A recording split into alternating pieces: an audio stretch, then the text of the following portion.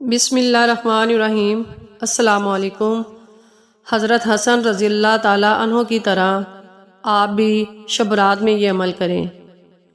حضرت طاؤس یمانی رحمۃ اللہ فرماتے ہیں کہ میں نے حضرت امام حسن بن علی رضی اللہ تعالیٰ عنہ سے 15 شعبان کی رات اور اس میں عمل کے بارے میں پوچھا تو آپ نے ارشاد فرمایا کہ میں اس رات کو 3 حصوں میں تقسیم کرتا ہوں۔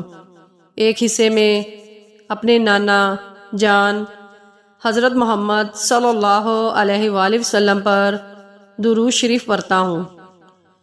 دوسرے حصے میں اللہ تعالیٰ سے استغفار کرتا ہوں۔ تیسرے حصے میں نماز پڑھتا ہوں۔ میں نے عرض کیا جو شخص یہ عمل کرے اس کے لیے کیا ثواب ہوگا؟ آپ نے فرمایا میں نے حضرت علی رضی اللہ تعالیٰ عنہ سے سنا اور انہوں نے حضور نبی اکرم صلی اللہ علیہ وآلہ وسلم سے سنا۔ آپ صلی اللہ علیہ وآلہ وسلم نے فرمایا ایسے شخص کو مقربین لوگوں میں لکھ دیا جاتا ہے۔ اللہ تعالیٰ سے دعا ہے کہ اللہ تعالیٰ ہمیں بھی عمل کرنے کی توفیق دے۔ آمین ثم آمین۔